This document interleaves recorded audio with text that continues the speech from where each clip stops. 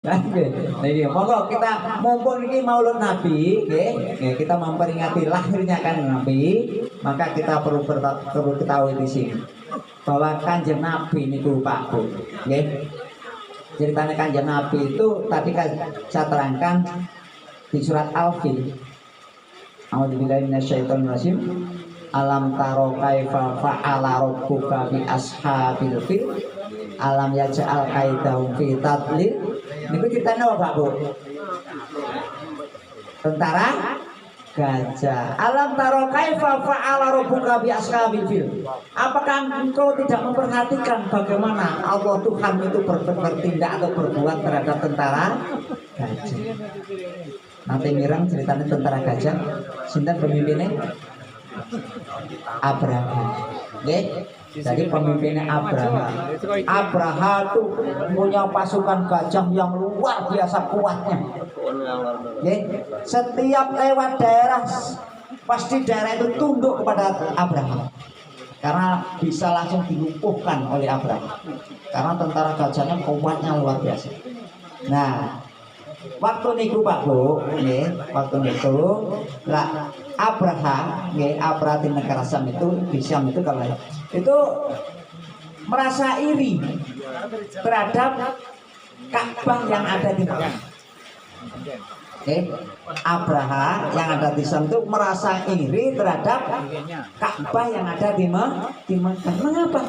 Karena Ka'bah itu bangunan tua diganti bangun oleh sinten? Nabi Ibrahim, ya kan? Ternyata di sana masih dikunjungi, setiap hari dikunjungi orang, ramainya luar biasa. Nggak pernah sepi, walaupun dulu itu orang banyak yang tawaf, tapi tawaf bukan secara Islami, tapi tetap tawaf Pak. Di Ka'bah itu tetap tawaf, jadi tetap mengunjungi Ka'bah, ramai Ka'bah itu. Akhirnya Abraham punya inisiatif, aku tak bangun gereja.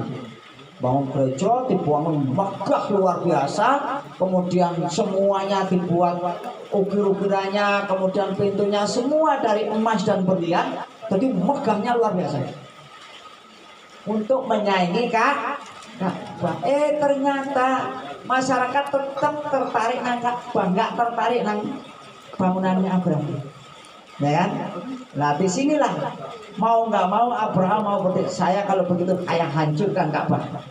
Nah, ya, jadi Abraham pergi ke kota Makkah mau menghancurkan Ka'bah. Maka di situ waktu itu disebut tahun gajah. Sesampainya di Mekah, mau masuk kota Mekah, sudah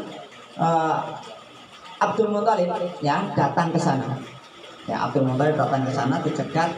Sebetulnya Abdul Muthalib nggak minta apa-apa. Abdul Muthalib cuma minta karena waktu itu untanya Abdul Muthalib itu dirampas oleh tentara Abraham. Saya ingin kembalikan unta saya. Kalau kamu ingin menyerang Ka'bah, silahkan nyerang Ka'bah. Saya nggak mau tahu karena Ka'bah sudah ada yang memilikinya. Caranya gitu katanya Abdul Muthalib. Ya. Kemudian Abdul Muthalib untanya kembalikan, Abdul Muthalib pergi. Nah kemudian begitu pergi Abdul Muthalib langsung pergi ke Ka'bah. Langsung berdoa kepada Tuhannya, ya Rob, ini saya serahkan semuanya pada Engkau karena tentara gajah Abraham mau menghancurkan Ka'bah. Setelah berdoa semacam itu apa yang terjadi Bu Pak? Ternyata burung-burung datang semua Pak. Jadi burung-burung itu datang pas di atas Ka'bah, semua burung datang di sana. Loh, dari mana datanya burung nggak tahu. Itulah Allah yang kalau menyuruh sesuatu pasti terjadi, ya kan? Nah kemudian begitu burung-burung ngumpul semua langsung pergi untuk menyerang tentara gajahnya Abraham dengan membawa batu-batu kecil itu. Nah diceritakan di situ semacam itu.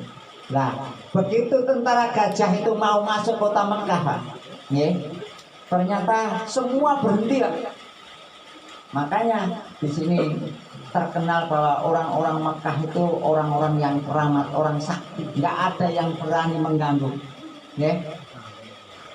Surat-suratnya nanti ilafi Quraisy, ilafihim rihlatas syita'i wa syai'an, itu menunjukkan bahwa setelah terjadinya tentara gajah itu gak bisa masuk Mekah, maka orang-orang Quraisy itu berdagang kemana saja bebas, nggak ada yang berani mengganggu karena dikenal orang-orang Quraisy itu sakti. Nah, itu ceritanya nonton. Nah, mantan tentara gajah gak mau bijak maju, gak mau malah mundur. Ya, wakilnya kocar kacir, akhirnya burung-burung apabila burung-burung itu berbondong-bondong menyerang tentara Abraham. Hancur semua, habis. Akhirnya Abraham sampai terbunuh di bawah Syam. Itu. Nah, dari cerita itu 50 hari berikutnya maka lahirnya Nabi kita di dalam tahun gajah. Jadi 50 hari setelah kejadian mau diserang oleh Abraha tadi, maka di sini Aminah melahirkan Rasul kita, Nabi kita, yaitu Nabi Muhammad Sallallahu Alaihi Wasallam. Nah, sekarang Nabi kita sudah lahir. Waktu akan lahir itu tanda-tandanya banyak, Pak. Ya. Jadi tanda-tandanya banyak. Tidak seperti ya manusia lahir yang lain, enggak. Waktu begitu mau melahirkan Nabi kita terjadi gempa. Ya, terjadi gempa, kemudian semua berhala-berhala, hampir semua berhala yang di Ka'bah, kan Ka'bah dikelilingi berhala banyak, Pak. Wadah berhala-berhala yang mengelilingi Ka'bah. Ya, semua sama rubuh berantakan, nggak tahu. Abdul Muthalib bingung, ini ada apa ini? Kok terjadi semacam ini? Ya, mantan begitu gempa gak reda, langsung melihat ke rumahnya Aminah.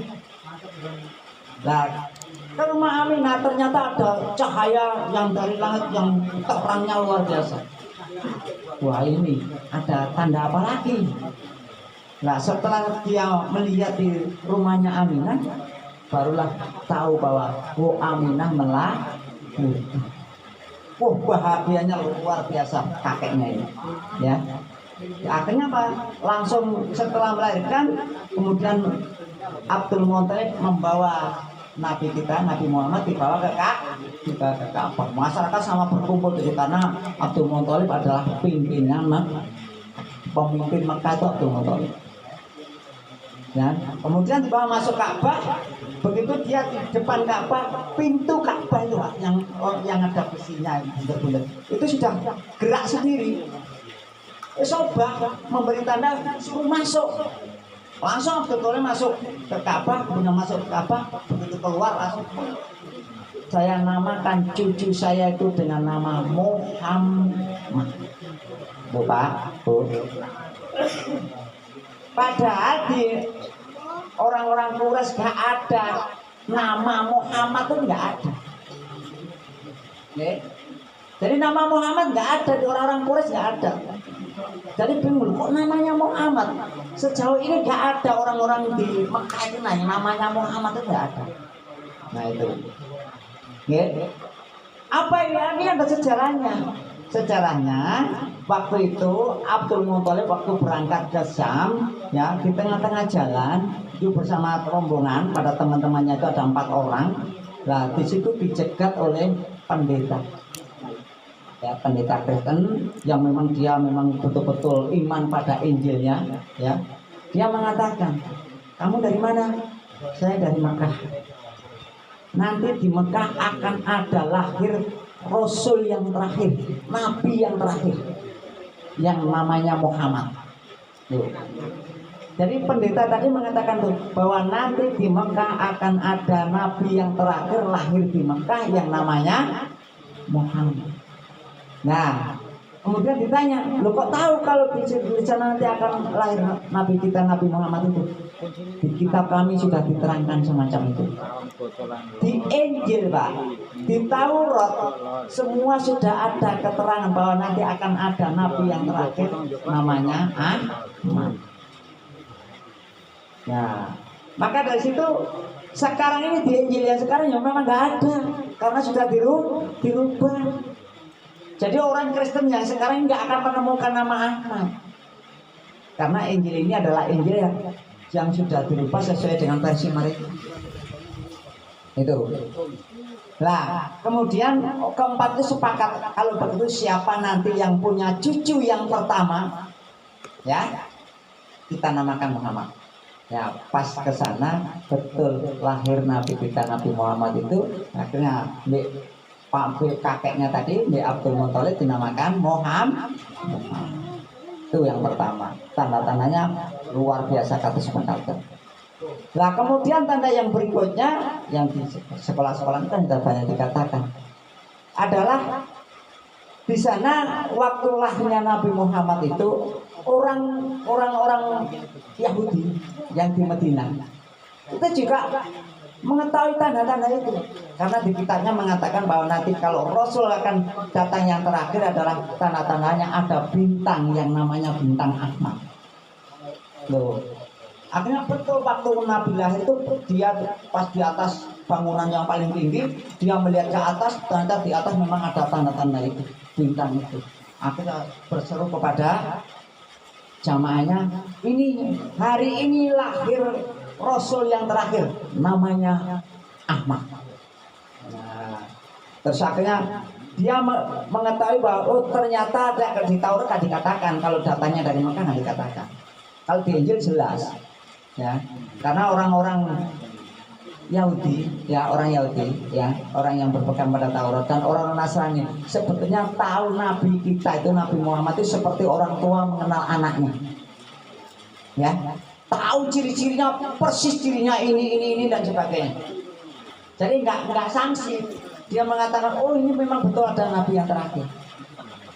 Nah, karena kepentingan mereka akhirnya yang mengatakan di Taurat pun yang mengatakan bahwa nanti akan ada Rasul yang terakhir namanya Ahmad itu juga hilang.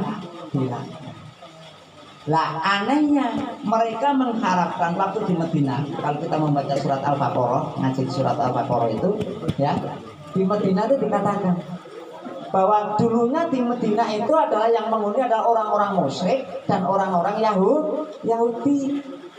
Di Madinah itu. Nah orang Yahudi setiap memerangi orang-orang musyrik dia minta kepada ya Allah turunkanlah Rasul yang terakhir itu ya Allah cepat turunkan ini untuk membantu memerangi orang-orang musyrik. Nah di sini ternyata betul lahir utusan yang terakhir Nabi Muhammad itu malah orang Yahudi tadi tetap kan? Tapi orang-orang musyrik menjadi muslim. Jadi sekarang itu kaum Ansor itu Pak di Madinah. Itu Pak ceritanya. Jadi di sini orang-orang musyrik tadi jadi muslim, malah orang-orang yang mengharapkan lahirnya Rasul yang terakhir tadi secepatnya tetap ingkar. Kita nopo Pak. Tuh. Seberapa? Apa orang Yahudi tetap ingkar? Karena orang-orang Yahudi mengharapkan yang lahir itu bukan dari golongan turunan Nabi Ismail bukan, tapi mengharapkan tetap dari golongan Nabi Ishak. Betul, dari bukan golongan orang orang Quraisy bukan, tapi dari golongan mereka. Maka mereka tetap ingkar gak mau tahu, maka kitabnya terus dirubah semua. Nah itu loh Pak Bu. Ini ternyata Nabi kita itu adalah tanda-tandanya luar biasa. Kemudian tanda yang paling terakhir saya tunjukkan di sini. Nanti kalau semua nanti nggak selesai. Jadi, tanda terakhir adalah adanya Halimah Sa'diyah. Kemana Pak? Halimah Sa'diyah itu. Sinten Pak? Halimah Sa'diyah itu orang yang menyusui Nabi. Halimah Sa'diyah itu orang miskin Pak. Ya orang miskin, kemudian orang yang memang nggak punya, kemudian punya unta aja, untanya kurus, ya kan? Punya keledainya juga kurus, punya kambing dua itu juga kurus semua. Kemudian dia ke kota itu ngadu nasib, ya. Ngadu nasib biasa di sana itu kalau memang ada orang yang melahirkan, dia disusukan kepada orang lain, termasuk Nabi kita.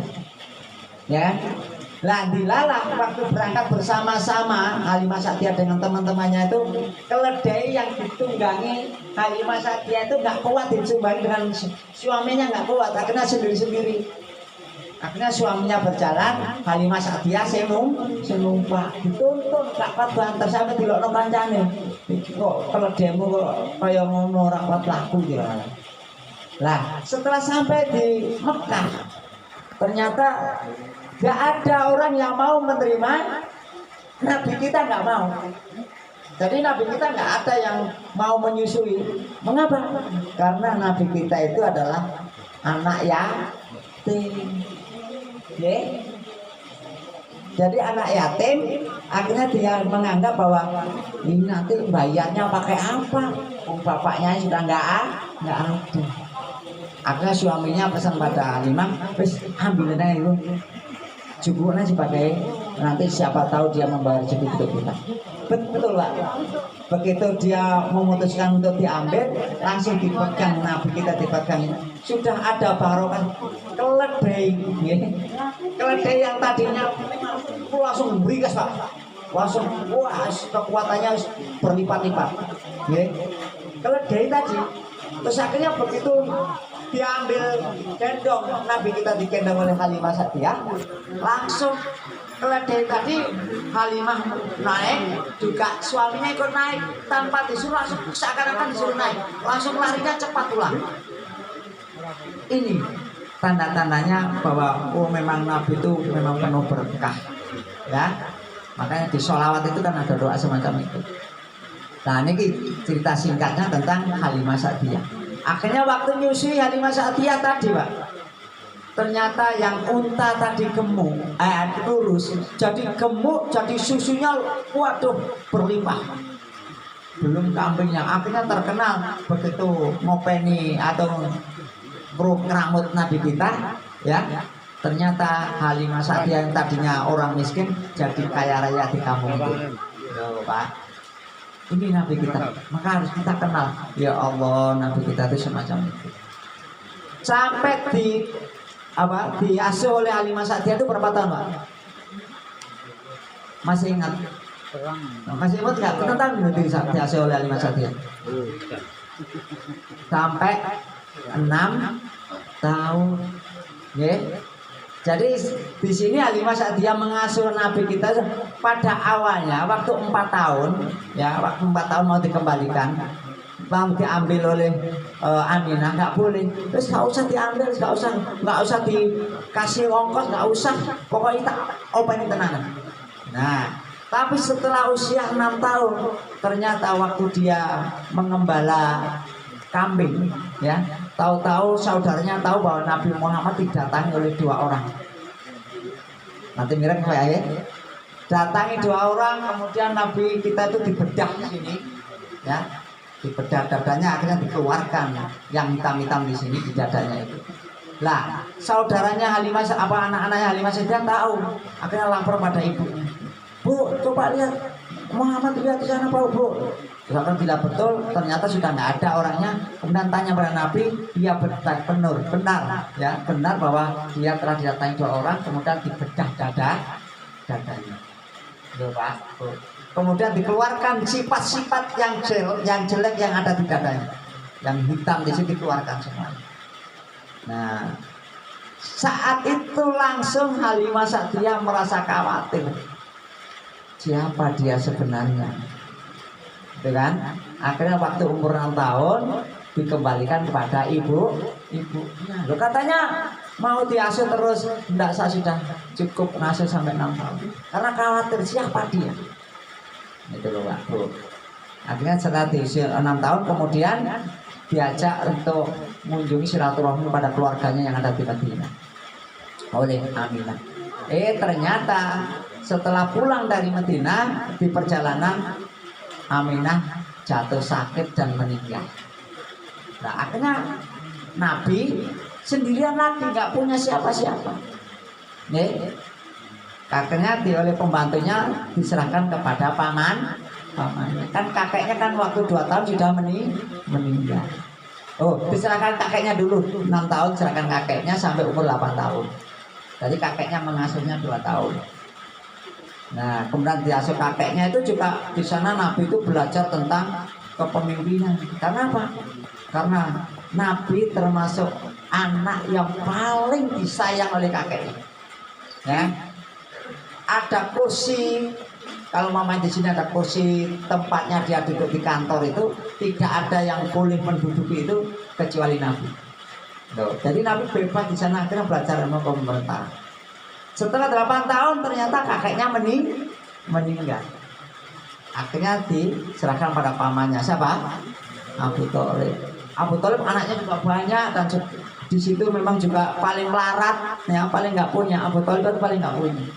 Ya. Akhirnya Nabi dari belajar ke pemerintahan, akhirnya kembali lagi dia menjadi seorang pengembala. Ya, itu jadi pengembala unta dan pengembala kambing. Itu Nabi. Memang dari nabi-nabi dulu juga sama. Mesti pertama itu suruh mengembala kambing dulu. Kalau memimpin kambing itu bisa, oh berarti memimpin manusia bisa, kan logikanya gitu. Itu Nabi kita. Maka dari itu dengan kita memperingati lahirnya Nabi kita ini, kita harus tahu persis siapa Nabi kita itu.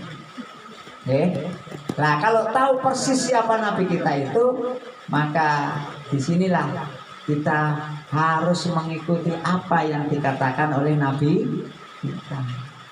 Karena pengikut Nabi. Dan nanti kalau kita itu sudah mati, yang menjadi saksi kita itu adalah Nabi kita. Makanya di sini ada surat Al-Kautsar itu, a'udzubillahi minasyaitonirrajim, inna a'tainakal kautsar. Apa sebenarnya Bu, Pak? Inna sesungguhnya a'tainakal kautsar. Apa sebenarnya? Sesungguhnya kami telah memberi nikmat kepadamu yang sangat banyak. Ada yang menafsirkan bahwa nanti kita sebagai umat Kanjeng Nabi akan ditunggu oleh Nabi kita di Telaga Al-Kautsar di Roromaksa. Sampai di situ ceritanya, kalau kita itu ditunggu Nabi kita, karena kita sangat jauh dengan Nabi, kita kan jauh dengan Nabi, dan kita mengikuti apa yang dikatakan Nabi, maka kita nanti akan dibawa, akan diajak ke dalam telaganya Al-Kautsar. Kemudian sahabat bertanya, hei Nabi, kenapa? Apakah engkau tahu kalau itu adalah termasuk orang saudaramu? Kemudian Nabi menjawab, tahu itu kalau saudara. Tahu dari mana ya Nabi? Tahu dari bekas wudhu kita. Jadi nanti di Roro Maksar, nanti di saat orang-orang sama kesakitan, sama keletihan dan semuanya, kita karena sudah mendapat syafaat Nabi, insya Allah kita di situ kebahagiaan luar biasa, waktu tenang, bekas berkat apa? Bekas wudhu kita. Kita akan didampingi oleh Nabi, kita diajak untuk minum di Telaga Al-Kautsar. Nah, siapa yang nggak ingin, monggo. Maka dari itu kalau di sini ada kajian, monggo kita katakan kajian terus supaya tahu bahwa Nabi membawa kitab yang namanya kitab Al-Quran. Nah, kitab Al-Quran ini untuk siapa? Untuk siapa, Bu? Pak? Allah memberikan kitab pada kita Al-Quran itu untuk apa? Untuk pedoman hidup. Nggih? Kalau di surat Al-Kahfi dikatakan di sana, alhamdulillahilladzi anzala ala abdil kitaba wa lam yaj'al lahu iwaja. Di sana mengatakan bahwa syukur alhamdulillah Allah telah menurunkan kepada hambamu Muhammad yaitu Al-Quran supaya kita itu tidak bengkok, supaya kita itu lurus. Betul. Jadi Al-Quran itu diturunkan oleh Allah kepada Nabi kita, ya, supaya kita itu tidak salah jalan. Tapi anehnya golek Al-Quran angel-angel, jenengan cuma turunnya ayat Al-Quran itu yang pertama. Jenengan kalau ke Mekah berjalan ke selatan, di sana ada gunung, ya, di Gua Hira itu gunung Pak, tinggi Pak gunungnya, pada terjalnya luar biasa, batu-batunya licin. Nabi di sana menerima Iqra itu di situ. Kalau kita melihat ya Allah kayak ini Al-Quran turun ayat Al-Quran, ternyata Indonesia disia-siakan. Ini Pak. Dan kita Indonesia disia-siakan betul. Iya, oh kadang-kadang Al-Quran disalahgunakan kita kayak dua lawang di Cina. Kemudian Al-Quran udah buka ngantek buat dangan yang di lemari gak pernah dibuka. Bukanya pas setahun